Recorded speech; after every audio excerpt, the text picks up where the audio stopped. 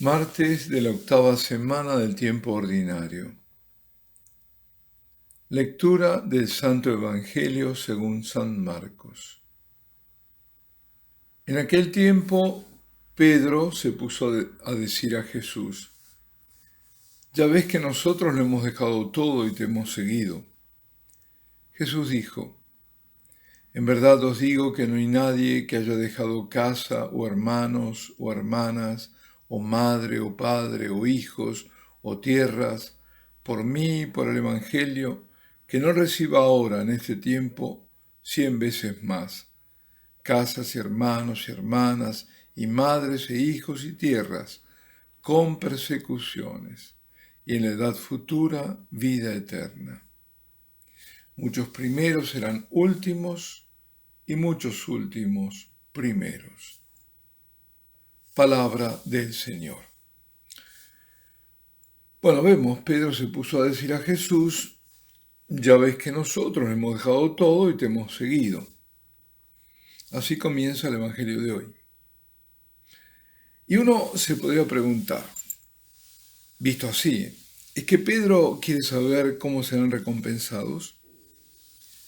Le recuerda a Jesús que por seguirlo les hace merecedores de recompensa. Le reclama un derecho. Tomado este pasaje así, sin más, fuera del contexto, puede dar lugar a equívocos.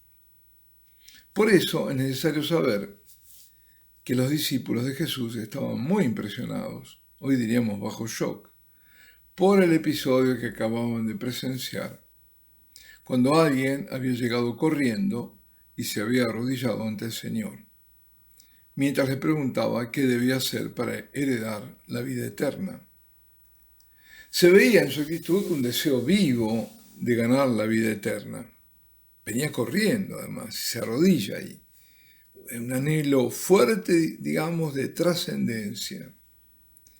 El Señor le responde con los mandamientos que debía observar. Replica al hombre que él los había guardado desde su adolescencia. Entonces Jesús, mirándolo fijo, con amor, le muestra el camino de perfección. Una cosa te falta, anda y vende todo lo que tienes y dáselo a los pobres y luego sígueme. Ante aquellas palabras se había ensombrecido el rostro del hombre y se retiró muy triste porque era muy rico. Evidentemente el motivo de su tristeza es que no iría a dejar sus muchas posesiones para seguir a Cristo. Confrontado ante la exigencia de Jesús, sentía como si la fuerza de la riqueza de este mundo pesaba de tal modo que le impedía elevarse para alcanzar el tesoro en el cielo. Ese hombre estaba atado como lo podemos estar la mayoría de nosotros. No nos engañemos. La renuncia a desprenderse del mundo, de las cosas apetecibles que nos ofrece el mundo, para seguir radicalmente al Señor, en muy pocos casos se da. Por lo menos, digamos, espontáneamente. Sí, vemos en la historia, por ejemplo, San Antonio Abad, ¿no? Pero eso es muy raro. Por eso, y porque el Señor agregó el comentario dirigido a sus discípulos, que era muy difícil que los ricos entrasen en el reino de Dios, se habían quedado ellos estupefactos, preguntándose entonces quién puede salvarse. O sea, quién es capaz de un desprendimiento total, porque ricos en algún sentido somos todos cuando nos aferramos a las cosas, aunque tengamos dos cosas. Si es así, nadie se salva, o poquísimos, es un imposible. Sí, un imposible a los hombres, pero no a Dios, porque los tranquiliza el Señor. Para Dios todo es posible. Palabras que nos recuerdan a las del ángel, dirigidas a la perplejidad de la Virgen, cuando le dice: para Dios nada es imposible. Nuestra alma también se inquieta ante este pasaje sobre la gran dificultad para entrar en la vida eterna, para ser merecedor de habitar en el reino de Dios. A eso nos responde el Señor: tú por ti mismo jamás podrás, pero yo lo hago posible para ti. Ahora sígueme en el estado en que te encuentres y confía en mí. Confía en mi omnipotencia para darte las gracias necesarias a tu salvación. La garantía, por así decirlo, de esa promesa es el infinito amor de Dios por nosotros, es la cruz de Cristo. Volviendo al inicio de este evangelio que nos presenta la liturgia de hoy, ahora se entiende por qué Pedro le dice al Señor que ellos lo habían dejado todo y lo han seguido. Y ciertamente le dice Jesús que el desprendimiento y seguimiento tendrán recompensa. Ya ahora en la tierra, 100 veces más de lo que se dejó, aunque también no se los oculta, habrá persecuciones. Y luego la vida eterna. Por otra parte, Jesucristo a nosotros nos interpela en cuanto a la elección de riquezas. ¿Deseas poseer bienes aquí o en el cielo? Nosotros tendemos a querer una cosa sin dejar la otra, ¿no? Esto y aquello. Y aferrado a esto, pero también queriendo aquello. Pero para llegar a aquello, debo saber desprenderme de esto.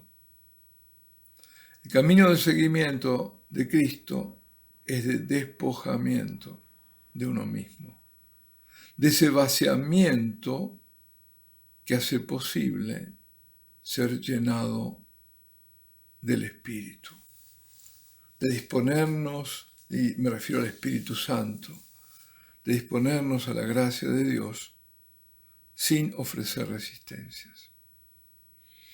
Y este camino se hace paso a paso en la vida. A veces estamos obligados a dar grandes pasos y hasta saltos. Ahora, las circunstancias por las que todos estamos pasando, con mayor o menor intensidad, nos obliga a salir del letargo para decidirnos a quién seguimos. Salir del letargo quiere decir, consiste en volver a la normalidad. No, nada. ¿Qué era esa normalidad? Vivir fuera de Dios, como si Dios no existiera. A eso no se puede volver, de ningún modo. No quieren volver los que planean perversiones, los que odian al hombre, con todas las artimañas que están haciendo. No quieren volver a esa normalidad, quieren otra normalidad, pero tampoco Dios quiere que vamos a aquella normalidad, entre comillas, porque no es nada normal para el hombre vivir sin Dios. Entonces, tenemos que salir del letargo, tenemos que elegir a las apariencias o al Señor. Sin la oración, sin la luz del Espíritu que viene por la oración y la adoración en la que contemplamos el rostro eucarístico del Señor, no es posible discernir y es fácil equivocar el camino. Sobre todo porque se bifurcan por todos lados caminos. Y además lo complican los que, muchos sin quererlo, se suman a la confusión. El vaciamiento implica vaciarse del yo y hacerse humilde. Y ahora hay demasiados maestros, demasiados profetas, demasiada falsedad y confusión. La decisión debe ser firme en no querer saber tantas cosas, porque eso también es indicio de falta de fe, de confianza en el Señor. Despojémonos de tanta información, además contradictoria. Más silencio, más oración, menos inquietud. Dios hace todo posible para aquellos que lo aman, aquellos que se esfuerzan en cumplir su ley de amor. Preocupémonos de acumular riquezas en el cielo.